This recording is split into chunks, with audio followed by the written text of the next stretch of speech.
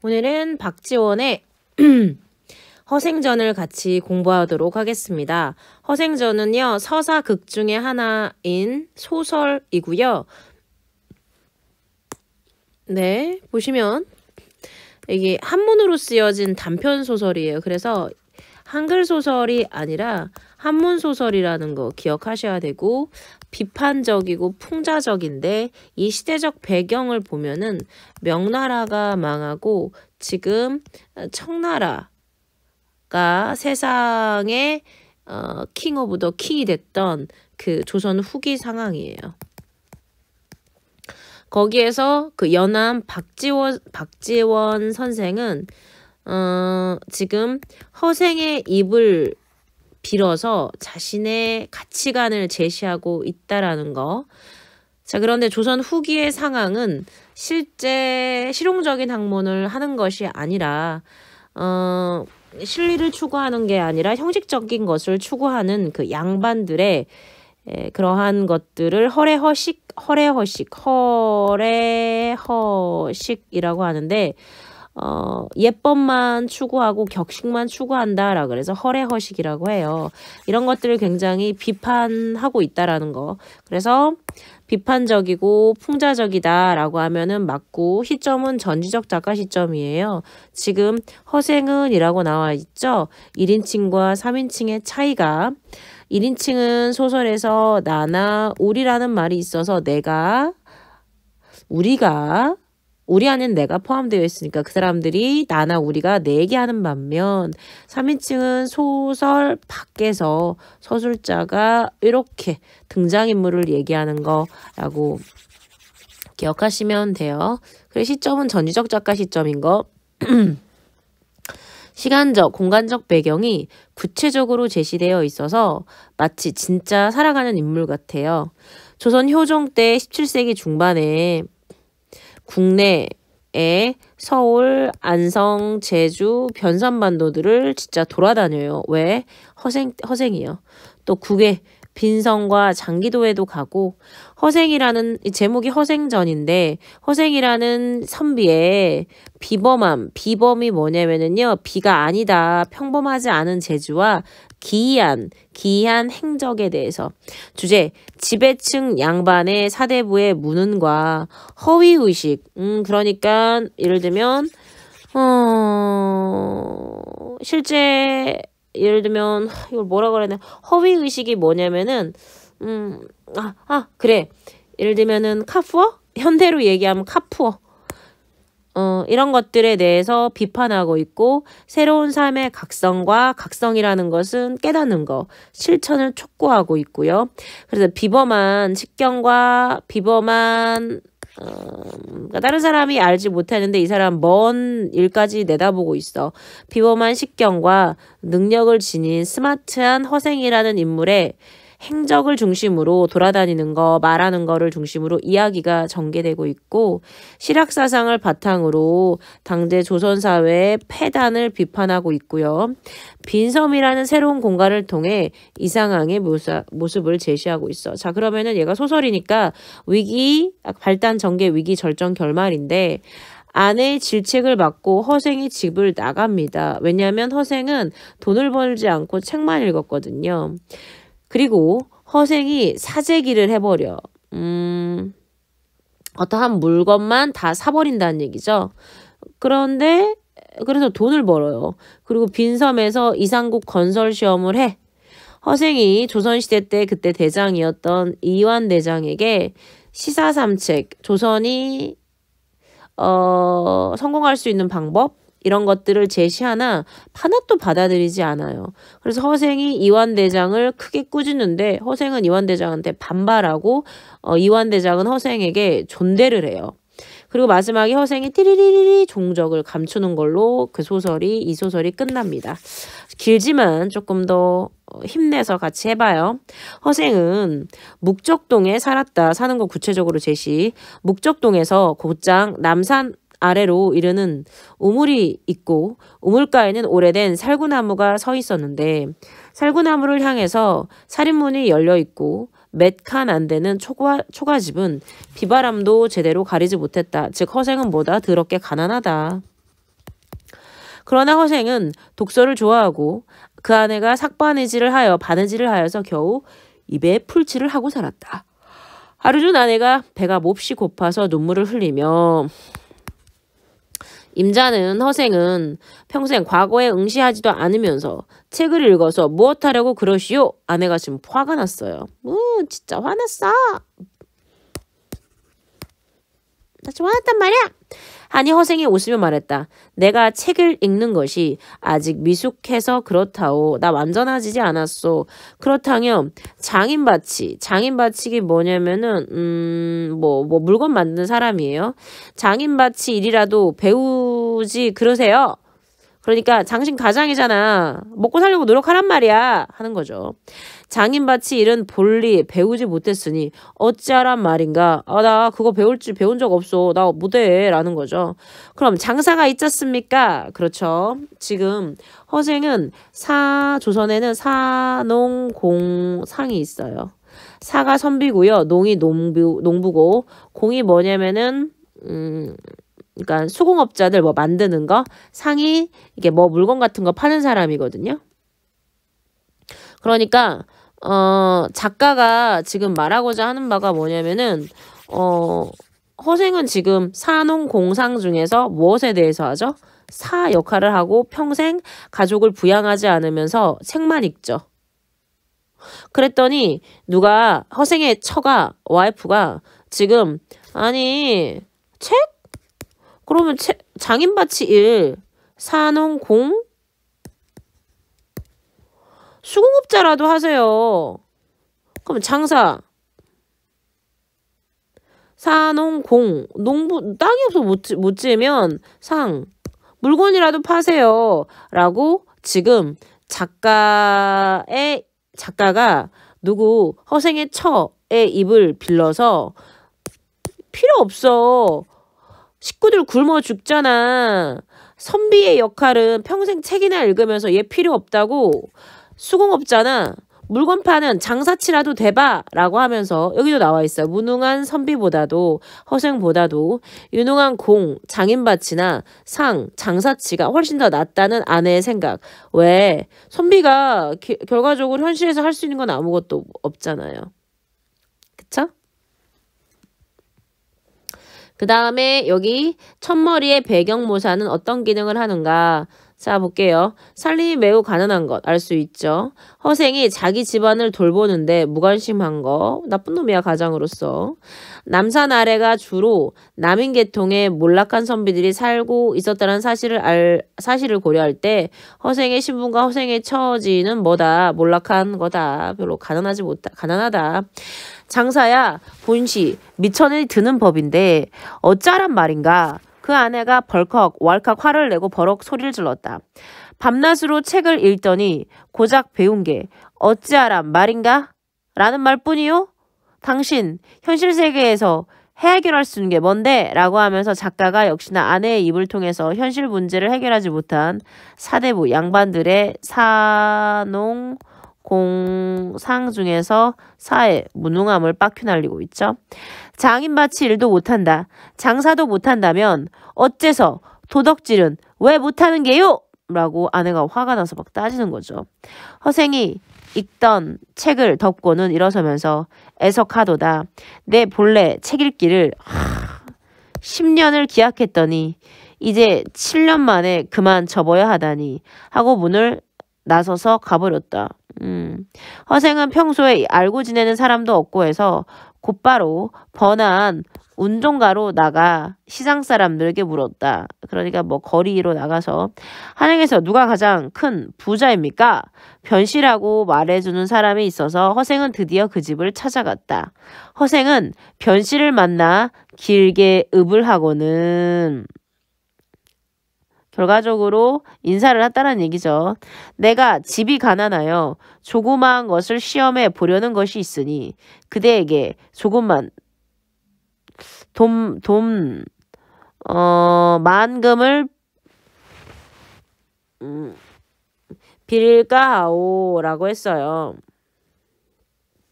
지금 여기서 일면식 얼굴 한 번 본 적도 없는 변씨에게 다짜고짜 찾아가가지고는 굉장히 큰 돈을 빌립니다. 여기서 허생의 비범함이 드러난다라는 게 가끔 출제 요소가 나와요. 그 근거가 큰 돈을 빌리면서도 비굴하지 않고 당당하다라는 거죠. 하니 변씨는 이 사람도 참 웃긴 사람이야. 그러시오 하고는 그 자리에서 엄청 이 사람도 그러니까 보통 사람은 아닌 거죠. 허생은 끝내 고맙다는 인사도 하지 않고 나가버렸다. 여기까지 보겠습니다. 자, 여기에서 갈등이 있었는데요. 허생과 허생의 처가 인간과 인간 간의 갈등. 가장임에도 경제적으로 무능력하고 생계에도 관심 없고 글쓰기를 지금 어떻게 7년을 했어요. 비실용적이고 관념적이죠. 하지만 아내는 실용적이고 논리적 사고를 실리적 사고를 지녔어요. 무능한 가장을 대신해 지금 삭바느질 바느질해서 먹여 살렸고 남편에게 돈벌이가 되는 일 사농 공 상이라도 해보라고 하는 거죠. 그 다음 추가적으로 부자 변씨에 대한 이야기가 나오는데 부자 변씨도 뭐다. 부자 변씨랑 허생은 서로 아는 사이가 아니다. 허생은 몰락한 양반 계층 대표하는 거고 이 사람은 그렇죠. 산업공상에서 상인에서 대부분 상인의 대표적인 인물인데 변씨는 허생에게 말 한마디에 돈을 꿔주죠. 변씨의 집에 자제들과 와있던 손님들이 허생의 얼굴을 보니 이건 영락없는 거지 새끼였다. 허리를 두른 실띠는 술이 빠져 있었고 가신의 뒤축은 자빠져였으며 갓은 찌그러지고 도포는 그을려 행색이 꾀재재한 데다가 코에는 맑은 콧물이 줄줄줄 흘렸다. 허생이 가고 나자 대경실세 깜짝 놀라서 물어보았다. 왜 거지 새끼한테 돈을 꿔줬어? 대인께서 여기서 대인이라는 것은 변씨죠. 집안 사람들이 물어보는 거죠.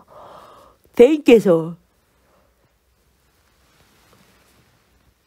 저희 허생을 아십니까? 모른다네. 아니 지금 평생 알지도 못하는 사람에게 갑자기 만금의 돈을 함부로 던져버리시고도 그 이름조차 묻지 않으시다니 대체 이게 무슨 영문입니까? 자네들이 알 수 있는 일이 아니네. 물은 남에게 돈을 뭘 빌리러 오는 사람은 반드시 자기 생각과 뜻을 대단히 떠벌리고 자신의 신의를 먼저 보이려고 자랑하지만 안색은 부끄러움에 비굴하고 말은 중언부언하게 마련이라네. 그런데 그 손님은 비록 행색은 꾀재재하나 하는 말은 간단하고 눈빛은 오만하게 뜨며 얼굴에 부끄러워하는 기색이 전혀 없으니 필시 재물을 가지고 만족하는 그런 속물은 아닐 것일세. 그가 시험해 보자는 것이 작은 일이 아닐 것임에 나 역시 손님에게 시험해 보려고는 것이 있네. 주지 않으려면 그만이지. 이미 만금을 주었는데 성명을 무어서 무엇하겠는가. 변씨도 뭐다. 대단한 사람이다. 한편 만금을 빌린 허생은 다시 집으로 돌아가지 않고 그 길로 바로 경기도 안성으로 내려가 거기에 머물며 거처를 마련하였다. 자, 드디어 안성으로 갑니다. 안성 지방이 경기도와 충청도의 경계이고 삼남 지방의 삼남 지방의 그러니까 삼남이라는 것은 여기도 나오죠. 충청도, 전라도, 경상도. 우리나라가 있으면 여기 남쪽 부분에 해당하는 충청도, 전라도, 경상도 지방의 길목이 되는 게 바로 안성이다. 경기도. 거기서는 대추, 밤, 감, 배, 석류, 귤, 유자 등의 과일 등을 모두 시세 곱절 2배 가격으로 모두 사들였다. 이거 지금으로 치면 불법이죠. 사재기. 허생이 과일을 사재기하는 바람에 나라 안에서는 연회를 열거나 제세를 지낼 수도 없었어. 얼마 지나지 않아 허생에게 곱절의 가격으로 팔았던 장사트들이 도리어 10배로 되사가게 되었다. 웬일이야. 그 나라에서 허생이 얼마 안 되는 돈으로 사재기를 했더니 그 나라의 물건이 모두 떨어졌더라. 이건 무슨 말이냐면은 폐쇄 경제를 하고 있는 거죠. 다른 나라와 무역을 안 하는 거예요. 그러니까 나라의 경제 규모가 되게 어떻다? 그렇죠. 취약했다라는 걸 알 수 있어요. 허생이 한숨을 쉬며 탄식하였다. 겨우 만금으로 한 나라를 휘청하게 만들었으니 나라의 경제 규모를 짐작할 만하다. 여기 그렇죠. 당대의 취약한 경제구조와 연애나 제사와 같은 허례의식의 풍속을 비판적으로 여기는 관점이라 그랬는데 지금 취약한 경제구조, 만양 만금으로 지금 나라 경제가 휘청였잖아요. 그 다음에 왜 나라 경제가 휘청임의 근거가 뭐죠? 사람들이 모두 연애나 제사, 연애랑 제사는 산 사람 위해서 지내요. 제사는 죽은 사람, 허례허식이라는 거죠. 이렇게 굳이 없어도 될 것 같은 격식을 차리기 위해서 이 모든 대추, 밤, 감 이거 했더니 나라 경제가 휘청인다라는 얘기죠. 자, 여기 볼게요. 허생에 대한 상반된 평가가 있었다라는 거.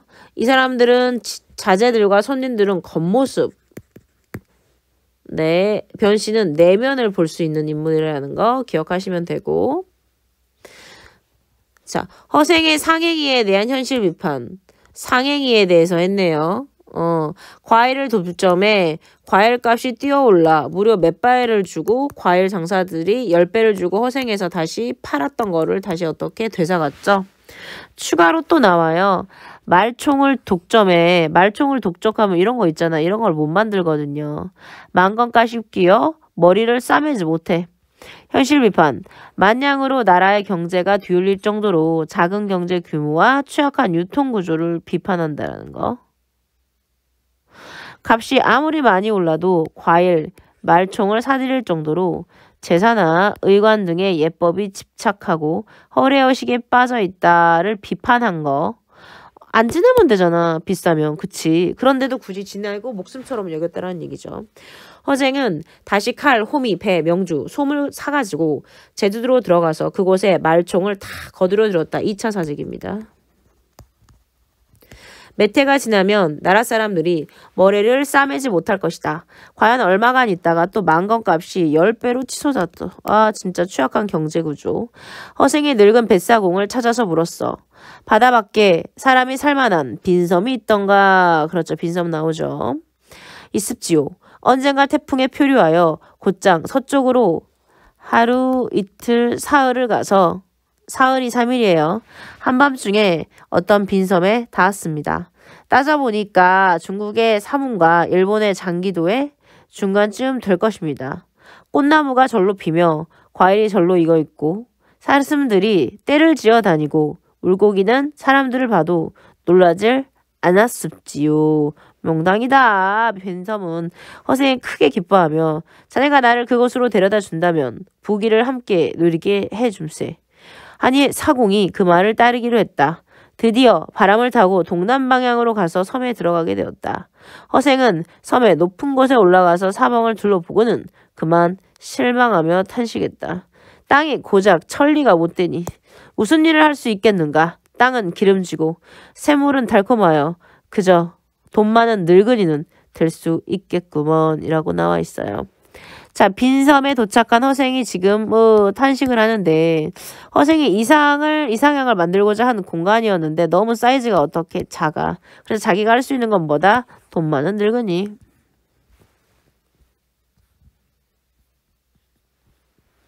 그러자 사공이 물었다. 텅 빈 섬에 사람이라고는 없는데 도대체 누구와 함께 살아간다는 말이요. 덕만 있으면 사람이란 모이게 마련이래. 덕이 없을까 걱정해야지. 어찌 사람을 근심하겠는가 라고 나와서 그렇죠. 덕이 있으면 뭐다 사람이 절로 모인다 라는 얘기를 했어요. 그때 전라도 변산반도에는 도적대 수천만이 우글거리고 있었다. 그 지방의 고을과 군에서 군졸들을 풀어서 체포하려고 했으나 잡을 수가 없었다. 도둑이 너무 많이 나와서. 도덕제도 감히 나돌아다니면서 도랑질을 할 수가 없어서 바야흐로 굶주림에 허덕였다. 허생이 도적의 굴 소굴로 들어가 괴수를 자수로 달았다. 소굴로 들어가서 괴수를 달랬다. 여기 괴수가 있는데요. 괴수. 우두머리란 뜻이에요. 우두머리. 여기는 주석이 안 나와 있네요. 우두머리고 즉 변산밭도 여기 지금 조그만 섬에서 시험을 하려고 그랬는데 사람이 없잖아요. 그랬더니 덕만 있으면 사람이 절로 모여든다 그랬고 그 당시에 전라도 변산반도에 도적대가 구글구글 거렸고 군졸들이 체포하려고 하는 상황에 그쵸? 도적들이 굶주림에 허덕였었어. 허생은 그래서 도적의 굴로 갔던 거죠. 진짜 대단해. 1000명이 천급을 털어서 나누면 한 사람 앞으로 얼마의 돈이 돌아가는가? 한 사람에 한 양씩 돌아갑니다. 되게 적네. 자네들에게 아내가 있는가? 없답니다. 가진 밭대기라도 있는가? 도적들이 코웃음을 쳤다. 아니, 밭 있고 아내가 있다면 무엇 때문에 괴롭게 도적이 된단 말이오? 그러니까 밭이 있었고 아내가 있었다라면 자기는 도적을 안 했겠다라는 뜻이겠죠. 자네들이 그렇게 잘 안다면 어째서 장가들어 살림을 장만하고 소를 사서 밭을 갈 생각을 하지 않은 겐가. 그리 되면 살아서 도적놈이란 이름도 없을 것이고 집에 살면서 부부의 즐거움도 있을 것이며 나돌아다녀도 관에 붙잡힐 염려가 없을 것이고 길이길이 의식의 풍요함을 누릴 수 있지 않겠는가. 어찌 그런 생활을 원하지 않았겠습니까? 도둑놈이 얘기하는 거죠. 다만 돈이 없어서 못하고 있었습니다. 저는 평범한 삶을 살고 싶어요. 하지만 돈이 없어요. 허생이 웃으며 말했다. 자네들이 명색 도적질을 하는 도둑놈이려고만 어찌 돈 없다는 걱정을 다하누? 내가 자네들을 위해 돈을 마련해 줄 것일세. 내일 바닷가를 바라보게나. 바람에 붉은 깃발이 펄럭이는 배가 모두 돈을 실은 배일 터니 어디 자네들 마음껏 한번 가져가 보게. 허생이 도적들과 약조를 하고 떠나자 도적들은 모두 미친놈이라고 비웃었다. 다음 날이 되어 바닷가에 허생이 돈 30만 양을 싣고 나타나자 모두 크게 놀라 허생에게 줄을 쥐어 절을 하였다. 그렇죠. 미친놈이라고 생각했던 사람이 사실 미친놈이 아닌 거죠. 네. 허생과 도적들의 대화를 근거로 그들이 도적이 된 까닭은 바로 뭐 때문이에요? 네. 도적을 하고 싶지 않았지만 평범한 사람으로 살지 못하기 때문에 결과적으로 어쩔 수 없이 도적질이 된다라는 거죠. 도적들은 밭도 아내도 구할 거리 없이 괴로운 도적의 길로 들어선 것이 이건 결과적으로 지배층의 무능 때문이고 그들이 원해서 한 것은 아니라는 거예요. 네. 그 다음 오직 장군의 명령대로 따르겠소이다. 있는 힘대로 지고 가게나. 그리하여 도적들은 돈을 짊어졌으나 사람마저 고작 100금을 넘지 못했다. 지금 도적대들한테 돈 마음껏 가져가라 그랬거든. 근데 돈 100냥을 짊어지지 못하는 모습에서 도적대들은 오랫동안 굶주린 백성임을 암시한다라는 거 기억하시면 되고 너희들 힘이란 게 고작 100금을 들기에도 부족하거늘 어찌 도적질이라도 변변히 할 수 있겠는가. 지금 너희들은 비록 평민이 되려고 해도 이름이 이미 도적의 명부에 올라갔으니 어디 갈 곳도 없을 것이다. 그러면 아까 덕이 있는 곳에 사람이 간다. 아까 빈섬에. 그러니까 당연히 너희들이 너 평민이 되려고 해도 현상수의 범이고 못 가. 그래서 필연성을 부여한다라는 건 누가 도적들이 허생하고 있다가 나중에 빈섬으로 들어가죠. 내가 여기서 너희들을 기다릴 터이니 각자 100금씩 가지고 가서 아내 한 사람과 소 한 마리씩 장만해 오더라.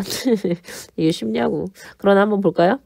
군도들이 모두 좋다고 승낙하며 흩어졌다. 군도라는 것은 도둑의 무리들. 그동안 허생은 2000명이 한 해 동안 먹을 양식을 장만하여 그들을 기다렸다.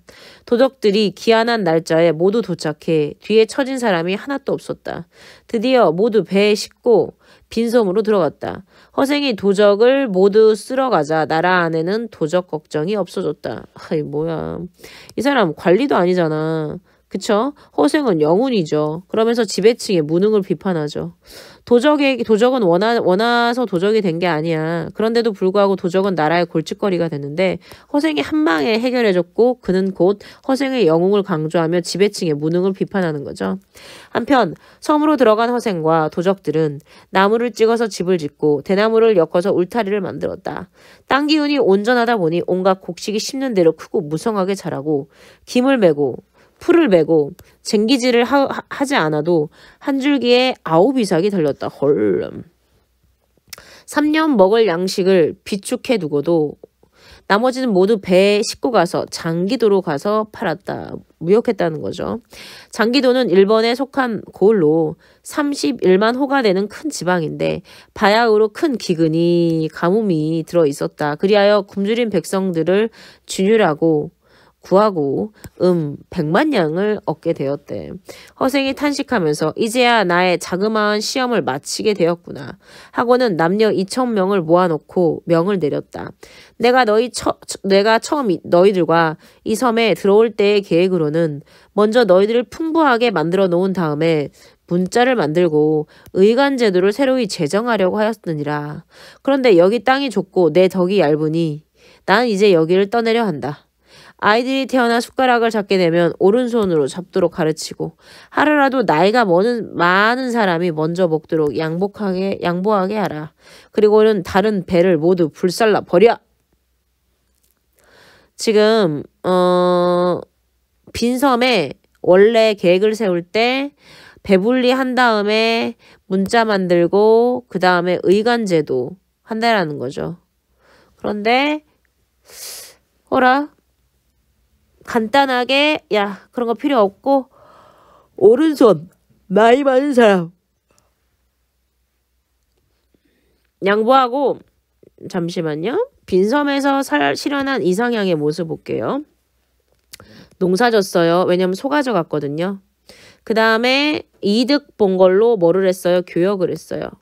식량을 비축하고 창고에 두고 부를 축적했어요. 굶주린 빈민들을 구하고 예의를 중시했어요. 예의를 중시한다라는 건 뭐냐? 오른손으로 잡고 나이 든 사람 먹게 했거든요. 허생이 도적들을 데리고 간 빈섬으로 들어간 의도는 뭘까요? 그렇죠. 가난 때문에 도적이 된 양민들에게 안정적인 삶의 터전을 마련해두고 이상적인 사회를 건설하고자 하는 자신의 포부를 실현하기 위해서였어요. 나가는 사람이 없으면 들어오는 사람이 없을 테지 하고 은자 50만 양을 바닷속으로 던지며 와, 그 많은 돈을 왜? 이 돈이 있으면 나라에서 혼란만 일으킬 뿐이죠. 왜? 경제 규모가 작기 때문에. 바다가 마르면 얻은 사람이 있겠지. 100만 양이나 되는 돈은 나라 안에서도 놓아둘 곳이 없거늘 하물며 이 작은 섬에서야 했다. 그를 아는 사람 모두 배에 실어서 함께 섬을 빠져나오며 이 섬의 화근을 없애려 함이네 라고 물었다. 지금 보면은 글 아는 사람을 화근이라고 얘기했어요. 즉 그러는 사람은 지금으로 치면은 양반인데 이 빈섬에서도 글 아는 사람들을 모두 어떻게? 배에서 빠져나오래. 이건 무슨 말이냐면은 빈섬에서 이상국을 실현한 허생이 양반사대부에 대한 비판 정신이 드러나는 대목이죠. 왜? 글쓴이는 그 사대부, 즉 글 아는 사람이 백성들을 착취한다고 여겼고 그렇기 때문에 글 아는 사람을 배에 실어서 모두 섬에 빠져나가고 그랬어요. 무트로 육지로 나온 허생은 나라 안을 두루 돌아다니며 가난할 곳이 없는 사람들을 구제했다. 돈을 그렇게 써도 은자 10만 양이 남아 있었다. 이 돈이면 변씨에게 빌린 돈을 갚을 수 있겠군. 허생이 변씨를 찾아가서 보고는 나를 기억하시겠소이까 하고 묻자 변씨는 깜짝 놀라며 말했다. 그대의 얼굴색이 조금도 나아지지 않은 걸 보니 혹 망금을 다 털어먹은 것 아니요? 지금 행색이 조금도 나아지지 않았어. 그러니까 변씨가 오해를 한 거죠. 허생이 웃으며 말했다. 재물을 가지고 얼굴이 번드르해지는 일이야. 당신 같은 장사치의 일일 뿐이요. 망금이란 돈이 어찌 사람의 돈을 살찌우기야 하겠소. 자신은 장사치가 아니다. 내가 장사치였으면은 그렇죠. 차도 사고 옷도 사겠지만 나는 그런 따위 아니다. 재물이다, 정신이다. 나는 정신적 가치를 더 추구한다. 허생의 사대부로서의 정체성. 사대부는 바로 뭐? 정신을 추구하는 삶. 이에 10만 양을 변씨에게 주며 내가 순간의 굶주림을 참지 못하여 책 읽기를 마저 끝내지 못하고 그대에게 만금을 빌렸던 것이 부끄럽소이다. 하니 변씨는 깜짝 놀라서 일어서 절을 하고 10만 양을 다 받을 수 없다고 사양하며 10분의 1만 이자로 쳐서 받겠다고 하였다. 허생이 버럭 화를 내며 당신 어째서 나를 장사꾼으로 취급하려는 게요? 하고는 옷자락을 뿌리치고는 획 가버렸다. 변씨가 몰래 그의 뒤를 밟아서 쫓아가니 허생이 남산 아래로 향하더니 작은 오두막집으로 들어가는 것이 멀리 보였다. 늙은 할미가 우물가에 가서 빨래를 하고 있기에 변씨가 물어보았다. 이 서술자 대신 과거 사건을 요약적으로 전달하는 역할을 하는 할머니. 저기 보이는 오두막이 누구의 집이요? 허생 언댁이랍니다. 가난한 형편에 글 읽기를 좋아하는데 어느 날 아침 훌쩍 집을 나가더니 돌아오지 않은 지 벌써 5년이 됩니다. 부인이 혼자 있으면서 허생언이 집 나간 날짜에 제사를 지냅니다. 변씨는 그제야 그의 성씨가 허씨라는 것을 알고 탄식하며 돌아갔다. 이튿날 변씨는 허생에게 받은 은자를 모두 가지고 가서 그에게 돌려주었다. 허생은 사양하였다. 내가 부자가 되려고 했다면 100만금을 버리고 이까짓 10만금을 취하려고 하겠소. 내가 지금부터는 그대의 도움을 받아가며 살아갈 터이니 그대가 나를 자주 들여다보고 먹는 입을 따져서 양식을 보내주고 몸을 헤아려 옷감이나 보내주구려. 한평생 그렇게 살아간다면 충분할 것이니 어찌 재물로 정신을 괴롭히고 싶겠소이까. 정말 청빈하네요. 청빈이라는 것은 뭐냐면요. 부자 이런 거를 탐하지 않는다는 뜻이에요. 변씨가 백방으로 여러 가지 방법으로 허생을 달래보았지만 끝내 어쩔 수가 없었다. 병씨는 그때부터 허생의 양식과 옷가지가 떨어질 만한 때를 헤아렸다가 자신이 직접 찾아가서 가져다 주었다. 그러면 허생도 흔연히 받아들였고 만약 조금이라도 많이 가져오면 언짢아 하면서 그대는 어째서 내게 재앙을 가져다 주려는 것이오. 재앙은 바로 보다 재물이다. 술을 가지고 가면 더욱 기뻐하며 서로 취하도록 실컷 마셨다. 이렇게 몇 년을 지내자 두 사람의 정분이 날로 두드러졌다. 친구 먹었다라는 얘기죠.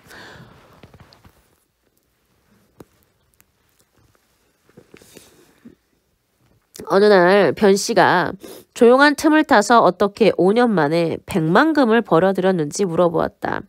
허생이 대답하였다. 그것이야 아주 알기 쉬운 일이요.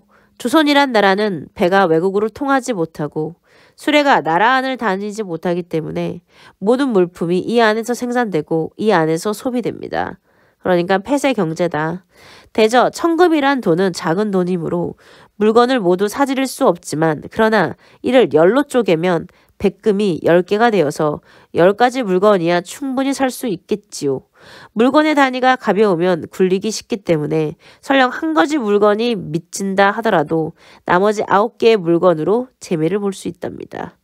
이런 장사 방법은 정상적으로 이익을 취하는 방법이고 작은 장사꾼이나 하는 수단이지요. 그러나 만금이란 돈은 물건을 모조리 사재기 할 수 있으니 수레에 있는 것은 수레 전부를, 배에 있는 것은 배 전부를, 한 골에 있는 것은 골 전부를 이렇게 계속 볼게요. 변씨의 역할. 허생과의 대화를 통해서 허생과의 가치관을 드러나는데 어떻게 큰 돈을 벌었습니까? 조금 이따 나오지만 내가 돈을 빌려줄 줄 어떻게 알았습니까? 재주를 뽐내지 않고 무쳐 왜 사는입니까? 변씨의 질문에 대한 허생이 지금까지 행동의 이유와 근거, 현실에 대한 비판적 인식을 밝힘으로써 변씨는 허생이 자신의 가치관을 드러내도록 만든다는 거 기억하시면 되고요. 계속 이어서 해보도록 하겠습니다. 여기에 허생전의 주요 인물이 정리되어 있는데요. 허생의 아내가 있었고 변씨가 있었으며 후에 아직 등장하진 않지만 이완대장이 나옵니다. 허생의 아내는 허생을 굉장히 비난했어요. 왜냐면 허생은 책만 읽고 가장으로서의 책임을 다하지 않거든요. 허생의 아내 볼게요. 실용적 사고방식을 지닌 인물로 경제 능력을 굉장히 중시하고 허생이 자신의 포부를 시험해 보기 위해서 상해기와 이상국 건설에 나서는 계기를 마련해 원래 공부를 책 읽기를 10년 계획했는데 허생의 아내로 인해서 7년으로 단축하고 책 읽기를 포기하죠. 평범하지 않은 풍모를 지녔지만 지배층에 대한 비판적 태도를 보였고 이용우생이라는 것은 실제 쓸 수 있는 실학사상을 실천한 인물이죠. 허생은 일면식, 얼굴도 한 번도 본 적이 없는 변씨에게 도움을 받았는데 허생의 비범함을 한눈에 알아보고 실제 돈을 빌려주죠. 그리고 그를 계속 도와주는데 이 변씨가 이완대장을 소개시켜주는 역할을 하죠. 그러나 허생은 이완대장에게 조선이 다시 살아갈 계책을 알려주는데 이 사람은 무능한 지배층을 대표하는 인물로 과거의 인습이 뭐냐면은 절대 계속하면 안 되는 것들? 얘에 사로잡혀서 변화를 거부하는 인물입니다. 그러면 이제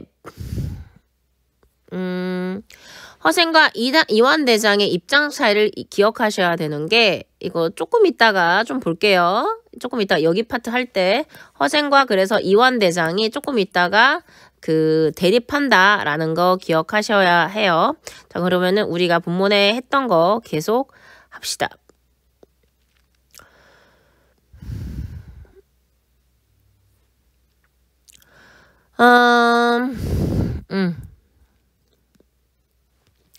그러나 여기 뒷부분부터 해볼게요. 대저 천금이란 돈은 작은 돈이므로 물건을 모두 살 수가 없지만 이거 10가지 물건을 살 수 있어. 나는 이익을 볼 수 있었어.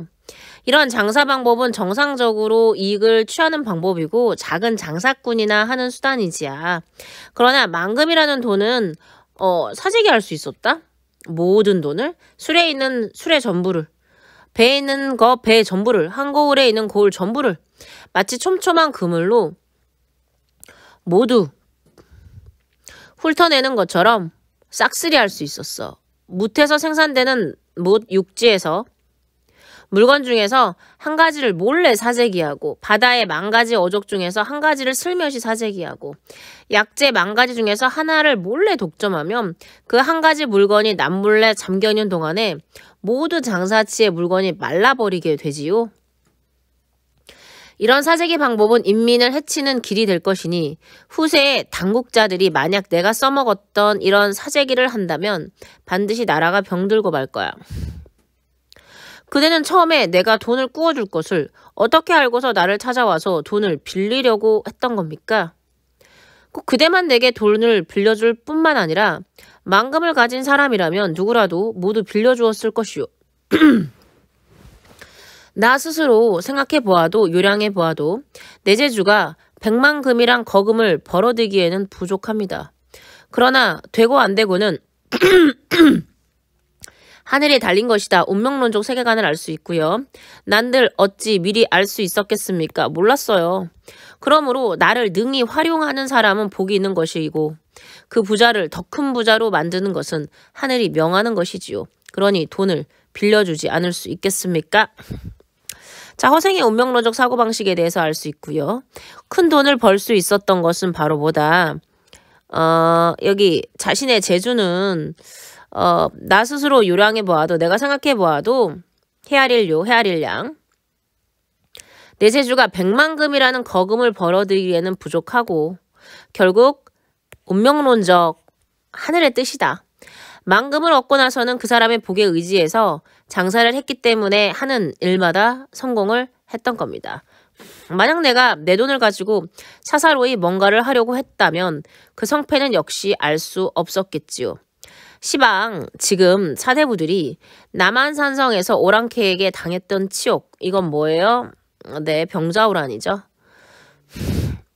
씻어내려고 하니 지금이야말로 뜻있는 선비들이 팔을 걷어붙이고 지혜를 떨쳐 볼 때입니다. 지금 변씨가 얘기하는 거죠. 누구에게?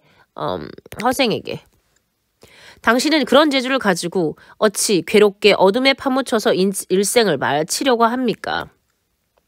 자고로 파묻혀 있던 분들이 어디 한두 분이었소. 허생이죠. 졸숙의 조성기 사람입니다. 그러나 인재인데 뜻을 펼치지 못한 인재. 같은 분은 적국의 사신으로 보낼 만한 인물이었건만 평생 벼슬이 없어 배장방이를 걸칠 채 늙어 죽었고, 즉 여기 배로 지은 짧은 남자용 헛바지라 그랬는데 벼슬 안 했다. 반개 유영훈 같은 분은 군량미를 조달할 능력이 있었건만 바다 한기퉁이에서 일생을 배회하였습니다. 역시 두 번째 사람이죠. 지금 나라의 정치를 도모한다는 인물들은 알만하지 않겠습니까? 나 같은 사람이야 그저 장사나 잘하는 사람입니다. 장사를 해서 번 은자로 구황에 모가지라도 사기에 충분한 돈이지만, 그러나 바다에 던져버리고 온 까닭은 이 나라 안에서는 도대체 쓸 데가 없기 때문입니다. 라고 했는데 여기 구황이라고 나와있죠. 청나라 태조의 14번째 아들이며 이름은 도르곤이다. 병자호란 때 조선에 온 바 있다 라고 나와 있어. 즉 다시 말해서 내가 번 백만금을 여기 구황의 모가지를 사기에도 충분하지만 이 나라 안에선 도저히 쓸 데가 없다. 변씨는 휴후 하고 크게 탄식을 하고는 돌아갔다. 변씨는 본시 정승 이완과 실존 인물이기도 합니다.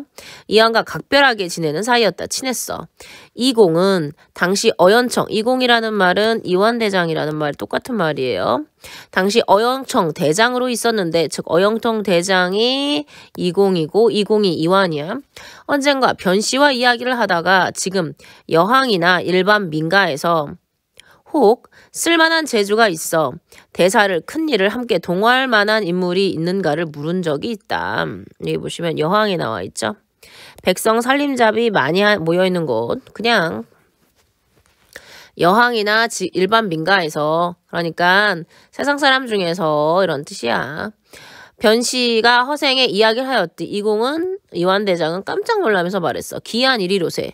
정말 그런 인물이 있단 말입니까? 그래, 이름은 뭐라고 부른답니까? 소인이 제가 변씨가 그와 함께 3년을 지냈건만 여태껏 이름도 모르고 있어요. 그이는 필시 2인일 걸세, 다른 사람일 걸세. 자네와 같이 가보도록 하세. 밤중에 이 대장은 아랫사람을 물리치고 변씨와 둘이 걸어서 허생의 집에 단도하였다.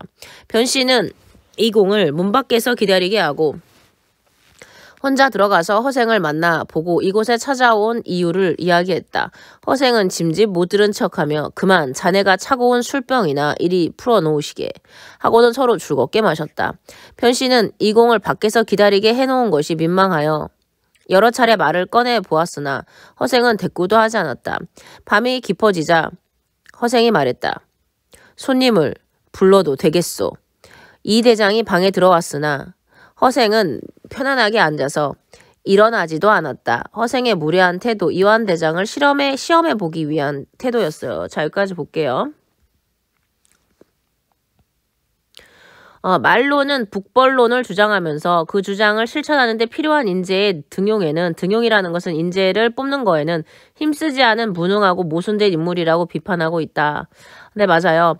허생이라는 사람이 있고요. 여기 이완대장이라는 사람이 있는데 이완대장이 변씨 소개로 허생의 집에 왔죠. 근데 이 사람은 북벌운동 한 사람이에요. 이 북벌운동이라는 건 뭐냐면 청나라를 치려고 하는 운동을 하는 사람이죠. 왜냐면 남한산성에서 치욕을 당했다고 변씨가 아까 그랬잖아요.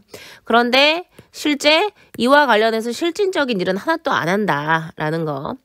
능력 있는 인재를 쓰지 못하는 이 현실. 그렇죠. 조성기하고 유영원에 대해서 큰 능력을 가졌지만 펼치지 못한 인물, 역사적인 인물, 그들처럼 쓰임을 받지 못할 것이란 인식, 허생 자신, 북벌을 외치면서도 적극적으로 인재 등용을 하지 않은 집권층, 즉 이완대장에게 비판을 하는 거예요. 위정자들에 대한, 위정자가 뭐냐면 높은 관료들, 되게 높은 관료들을 말해요. 허생의 반감. 이완대장에 대한 허생에 대해 일부러 밤늦도록 기다리게 했고요. 그가 들어왔을 때도 일어나지 않았고 찾아온 뜻을 설명하는 그에게 조금 있다 꾸짖습니다. 당시 위정자들은 북벌을 외치면서도 행동과 의지가 하지 않아서 결국 여기 허생은 반감을 품었다라는 뜻이에요. 계속 볼게요. 그래서 이완대장은 몸둘 바를 모르고 엉거주춤하다가 겨우 나라에서 어진 인재를 구하려는 뜻을 설명했다. 허생이 손을 내저으며 말했다. 밤은 짧은데 말이 너무 길어서 듣기에 아주 지루하구만. 그래, 너는 지금 무슨 벼슬을 하느냐? 대단하죠. 여기 높은 벼슬의 사람이야. 그런데 말을 낮춰. 그렇다면 너는 바로 나라에서 신임받는 신하가 아니려냐. 내가 응당 제하에 숨어있는 와룡선생이라는 것은 누구냐면 제갈공명 같은 사람을 삼국지에서 나오는 지니어스를 청구할 테니 소개시켜 줄 테니 네가 임금께 아래여서 그에게 삼고초려 할 수 있게 하겠는가. 삼고초려란 3번 찾아가게 해서 그 사람을 인재로 써라. 이 대장은 머리를 숙여 골똘히 생각하더니 한참 만에 대답했다. 허생이 제시한 계책 첫 번째죠. 조선이 북벌운동을 할 수 있는, 조선이 바로 잡을 수 있는 방법. 이 대장은 머리를 숙여 골똘히 생각하더니 한참 만에 대답했어. 어렵겠습니다. 그 다음의 것을 듣고자 합니다. 나는 그 다음이라는 말은 아직 배우지 못했도다. 이 대장이 그래도 굳이 묻자 허생은 말했다. 명나라 장군과 병사들은 조선이 예전에 입은 은혜가 있다고 여겨서 그 자손들이 되놈의 나라, 누구냐면 청나라 에서 몸을 빼어 우리나라로 많이 건너왔으나 이리저리 떠돌며 홀몸으로 외롭게 지내고 있는 이가 많다. 내가 임금께 아뢰어 종실의 여자들을 뽑아서, 여기 종실의 여자들은 누구냐면 왕가의 여자들? 두루 망한 명나라 사람한테 시집 보내고 훈척과 권기들의 집을 몰수하여, 이 나쁜 새끼들. 그러니까 훈척과 권기들이 누구냐면 월급만 받고 행동을 아무것도 하지 않은 권력자들의 집을 몰수하여 그들의 살림살이로 내어줄 수 있겠느냐. 허생이 제시한 계책 두 번째죠. 이 대장이 고개를 숙이고 한참 있다가 대답했다. 그것도 어렵겠습니다. 아니, 이것도 어렵다. 저것도 어렵다 하면 대간절 무슨 일이 가능하겠느냐. 아주 쉬운 일이 있으니 네가 능히 할 수 있겠느냐. 말씀해 주시길 바랍니다. 대저 천하에 대의를 외치려면 먼저 천하의 호걸들과 사귀어 결탁하지 않고는 되지 않는 법이고, 남의 나라를 정벌하려면 먼저 첩자를 쓰지 않으면 성공을 거둘 수 없는 법이다. 지금 뭔 말이냐면, 지금 조선 북벌 운동 청나라 치려고 한다며. 남한산성에서 치욕 겪었다며. 그러면 너 그런 북벌이라는 대의를 외치려면 먼저 호걸들과 사귀어. 첩자 써. 지금 만주족이, 청나라가 갑자기 천하의 주인이 되었으나 아직 중국을 완전히 손아귀에 넣어 친하게 지내지 못하는 형편이니 이때 조선이 다른 나라보다 먼저 솔선해서 복종한다면 저들에게 신뢰를 받을 것이다. 만약 당나라 원나라 때의 예전 일처럼 우리 자제들을 청나라에 파견하여 학교에 입학하고 벼슬도 할 수 있게 하고 장사치들의 출입도 금하지 말도록 저들에게 간청한다면 저들도 자기에게 친근해지고자 하는 우리를 보고 반드시 기뻐하여 이를 허락할 것이다. 아직 청나라의 세상이 되기 직전의 상황이 아직 되진 않은 상태거든. 그러니까 얘를 지지하는 세력을 만들어면 얘는 엄청 지금은 좋아할 거야. 조선아, 먼저 복종한다고 해라. 배워라. 사대부에 가문들 보내라. 이렇게 되면 나라의 자제들은 엄소하여 머리를 깎여 변발을 하게 하고 오랑캐 복장을 입히고 선비들은 빈곤가에 응시하고 일반 사람들은 멀리 강남까지 장사를 하게 만들어서 그들의 허시를 빈 것과 이득인 것을 엿보고 한족의 호걸들과 결탁한다면 천하를 도모할 수 있을 것이며 나라의 치욕도 씻을 수 있을 것이다 라고 했네요. 이게 허생이 제시한 계책이죠. 자, 허생이 이완대장에게 제시한 3가지 계책. 적극적으로 인재 등용해라. 하지만 못한다 그랬고.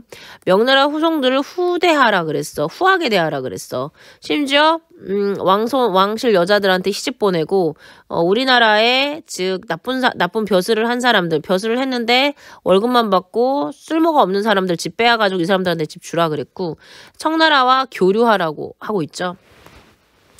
만약 명나라 황족의 후손을 찾지 못하면 천하의 제후들을 인솔해서 하늘의 임금이 될 만한 사람을 청거하여 잘만 되면 대궁의 스승이 될 것이다. 지금 청나라랑 교류를 하고 있는 상황에서 여기 한족이 누구냐면은 옛날에 명나라 사람들이 한족이거든요. 명나라 사람들과 결탁해서 결과적으로 나중에 후위를 도모하자. 명나라 황족의 후손을 찾아가지고 찾아서 최선을 다하고 천하의 제후들을 인솔해 하늘의 임금이 될 만한, 만약에 찾지 못한다고 하도록 찾으려고 노력을 하고, 찾지 못하면 임금이 될 만한 사람들을 추천해가지고 그럼 우리는 대국의 스승, 명나라의 스승이 될 거야. 못 되어도 성씨가 다른 제후 국가 중에서 제일 큰 나라로서의 지위는 잃지 않을 것이야. 이 대장이 낙심하고 허탈하며 말했다. 즉 뭐라고 하냐면 얘가 적극적인 인재 등용해라. 명나라 후손들을 후대해라. 청나라와 교류를 촉구해라. 라고 하면서 명나라와 추가적으로 옆에서 좀 결탁을 해라. 후손을 찾아라. 찾지 못하면 어떤 사람을 뽑아서 청거해라. 명나라에. 그러면은 우리는 그 명나라의 스승이 될 스승국으로서 우리는 굉장히 많은 것을 얻을 수 있을 거야. 라고 했어요. 사대부들이 모두 예법을 지키고 있거늘 누가 기꺼이 머리를 깎고 오랑캐의 옷을 입으려고 하겠습니까? 허생이 대갈일성하며, 이게 뭐냐면 소리를 바락지르고 막 화를 낸다라는 뜻이에요. 도대체 사대부라는 게 뭣들이냐? 양반 새끼가 뭐 하는 거야? 오랑캐 떼에서 태어난 주제에 자칭 사대부라고 뽐내고 있으니 이렇게 어리석을 때가 있느냐. 입은 옷이란 모두 흰옷이니 모두 이는 상복이고 머리는 송곳처럼 뾰족하게 묻었음 이는 남쪽 오랑캐의 방망이 상투이거늘. 무슨 놈의 예법이야? 그러니까 야, 내가 지금 3가지 계책을 제시했는데 예법 따지면서 아무것도 못한다고? 지금 변발도 못하겠고 오랑캐 옷도 못 입는다는 거야? 웃기고 있네. 니들이 지금 사는 땅이 오랑캐의 땅이고 지금 니들이 머리 하는 게 오랑캐가 하는 거야. 번호기는 중국 사람입니다. 번호기는 원한을 갚기 위해 자신을 머리를 아끼지 않고 내주었고, 무룡왕은 자기 나라를 강하게 만들기 위해 오랑캐 복장을 하는 것을 부끄럽게 여기지 않았다. 즉 목적이 있다면 예법과 명분에 얽매이지 말고 충분히 최선을 다해라. 지금 명나라를 위해서 복수를 하려고 하면서도 그까짓 산투 하나를 아까워한단 말이야? 장차 말을 달려 칼로 치고 창으로 찌르며 활을 담기고 돌을 던져야 하는 판에 그따위 너풀거리는 소매를 바꾸지 않고서 조선시대 소매가 이렇게 길었죠. 그걸 자기 딴의 예법이라고 한단 말이야? 야, 너 지금 허례허식 쩐다. 목적 있다며. 청나라 친다며.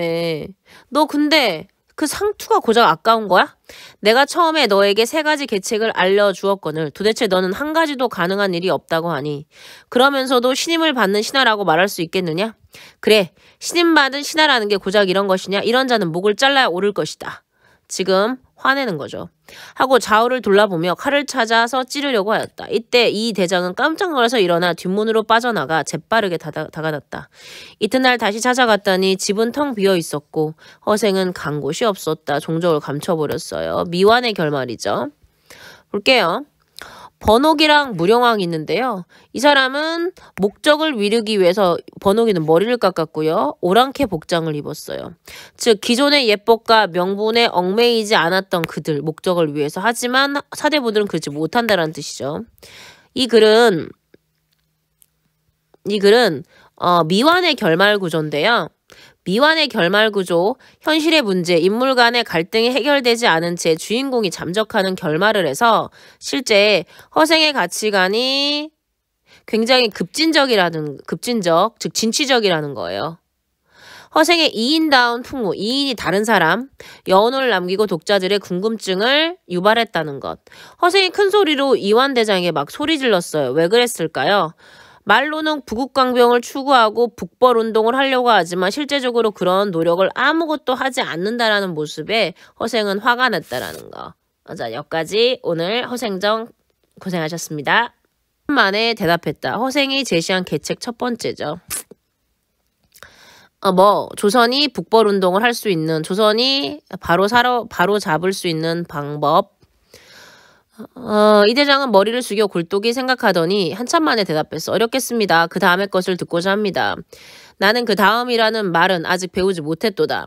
이 대장이 그래도 굳이 묻자 허생은 말했다.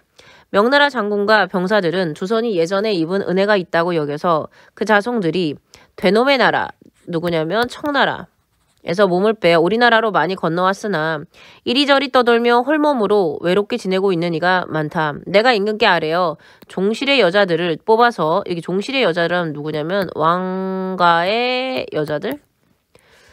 두루 망한 명나라 사람한테 시집 보내고 훈척과 권기들의 집을 몰수하여, 이 나쁜 새끼들. 그러니까 훈척과 권기들이 누구냐면 월급만 받고 행동을 아무것도 하지 않은 권력자들의 집을 몰수하여 그들의 살림살이로 내어줄 수 있겠느냐. 허생이 제시한 계책 두 번째죠. 이 대장이 고개를 숙이고 한참 있다가 대답했다. 그것도 어렵겠습니다. 아니, 이것도 어렵다. 저것도 어렵다 하면 대간절 무슨 일이 가능하겠느냐. 아주 쉬운 일이 있으니 네가 능히 할 수 있겠느냐. 말씀해 주시길 바랍니다. 대저 천하의 대의를 외치려면 먼저 천하의 호걸들과 사귀어 결탁하지 않고는 되지 않는 법이고, 남의 나라를 정벌하려면 먼저 첩자를 쓰지 않으면 성공을 거둘 수 없는 법이다. 지금 뭔 말이냐면, 지금 조선 너 북벌운동 청나라 치려고 한다며, 남한산성에서 치욕 겪었다며. 그러면 너 그런 대의를, 북벌이라는 대의를 외치려면 먼저 호걸들과 사귀어. 첩자 써. 지금 만주족이, 청나라가 갑자기 천하의 주인이 되었으나 아직 중국을 완전히 손아귀에 넣어 친하게 지내지 못하는 형편이니 이때 조선이 다른 나라보다 먼저 솔선해서 복종한다면 저들에게 신뢰를 받을 것이다. 만약 당나라 원나라 때의 예전 일처럼 우리 자제들을 청나라에 파견하여 학교에 입학하고 벼슬도 할 수 있게 하고 장사치들의 출입도 금하지 말도록 저들에게 간청한다면 저들도 자기에게 친근해지고자 하는 우리를 보고 반드시 기뻐하여 이를 허락할 것이다. 아직 청나라의 세상이 되기 직전의 상황이 아직 되진 않은 상태거든. 그러니까 얘를 지지하는 세력을 만들어면 얘는 엄청 지금은 좋아할 거야. 조선아, 먼저 복종한다고 해라. 배워라. 사대부에 가문들 보내라. 이렇게 되면 나라의 자제들은 엄소하여 머리를 깎여 변발을 하게 하고 오랑캐 복장을 입히고 선비들은 빈공가에 응시하고 일반 사람들은 멀리 강남까지 장사를 하게 만들어서 그들의 허시를 빈 것과 이득인 거를 엿보고 한족의 호걸들과 결탁한다면 천하를 도모할 수 있을 것이며 나라의 치욕도 씻을 수 있을 것이다 라고 했네요. 이게 허생이 제시한 계책이죠. 자, 허생이 이완대장에게 제시한 3가지 계책.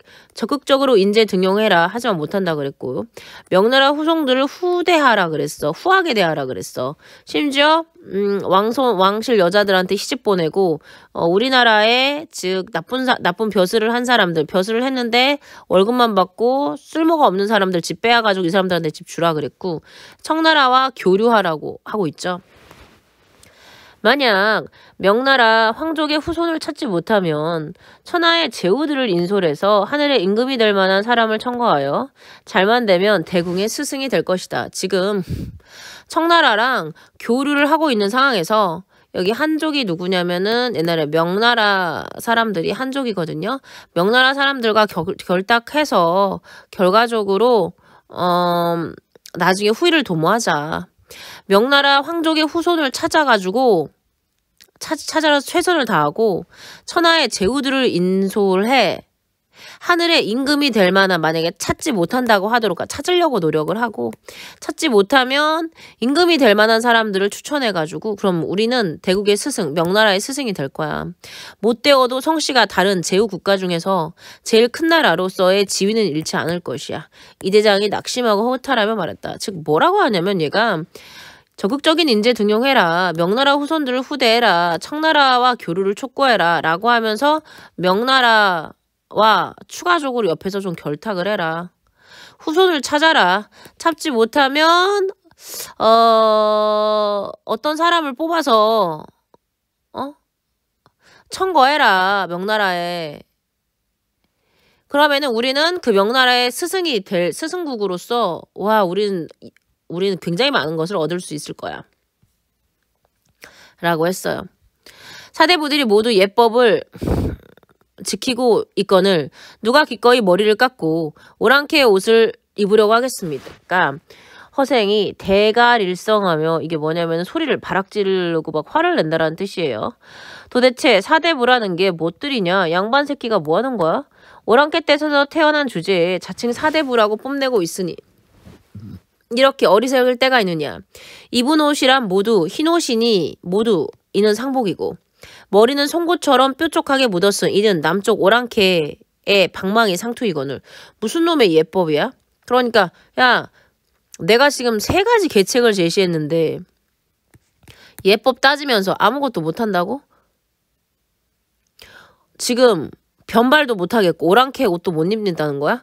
웃기고 있네. 니들이 지금 사는 땅이 오랑캐의 땅이고 그럼 니들이 머리 하는 게 오랑캐가 하는 거야. 번호기는 중국 사람입니다. 번호기는 원한을 갚기 위해 자신을 머리를 아끼지 않고 내주었고 무룡왕은 자기 나라를 강하게 만들기 위해 오랑캐 복장을 하는 것을 부끄럽게 여기지 않았다. 즉 목적이 있다면 예법과 명분에 얽매이지 말고 충분히 최선을 다해라. 지금 명나라를 위해서 복수를 하려고 하면서도 그까짓 산투한을 아까워한단 말이야. 장차 말을 달려 칼로 치고 창으로 찌르며 활을 담기고 돌을 던져야 하는 판에 그따위 너풀거리는 소매를 바꾸지 않고서 조선시대 소매가 이렇게 길었죠. 그걸 자기 딴에 예법이라고 한단 말이야. 야 너 지금 허례허식 쩐다. 목적 있다며.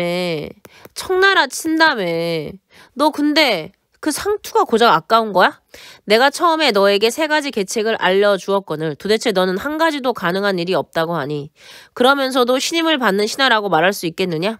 그래 신임받은 신하라는 게 고작 이런 것이냐? 이런 자는 목을 잘라야 옳을 것이다. 지금 화내는 거죠. 하고 좌우를 돌아보며 칼을 찾아서 찌르려고 하였다. 이때 이 대장은 깜짝 놀라서 일어나 뒷문으로 빠져나가 재빠르게 다가갔다. 이튿날 다시 찾아갔더니 집은 텅 비어 있었고 허생은 간 곳이 없었다. 종적을 감춰버렸어요. 미완의 결말이죠. 볼게요. 번호기랑 무룡왕이 있는데요. 이 사람은 목적을 이루기 위해서 번호기는 머리를 깎았고요. 오랑캐 복장을 입었어요. 즉 기존의 예법과 명분에 얽매이지 않았던 그들 목적을 위해서 하지만 사대부들은 그렇지 못한다는 뜻이죠. 이 글은 미완의 결말 구조인데요. 미완의 결말 구조, 현실의 문제, 인물 간의 갈등이 해결되지 않은 채 주인공이 잠적하는 결말을 해서 실제 허생의 가치관이 굉장히 급진적, 즉 진취적이라는 거예요. 허생의 이인다운 풍무, 이인이 다른 사람, 여운을 남기고 독자들의 궁금증을 유발했다는 것. 허생이 큰 소리로 이완대장에게 막 소리 질렀어요. 왜 그랬을까요? 말로는 부국강병을 추구하고 북벌운동을 하려고 하지만 실제적으로 그런 노력을 아무것도 하지 않는다라는 모습에 허생은 화가 났다라는 거. 자, 여기까지 오늘 허생정 고생하셨습니다.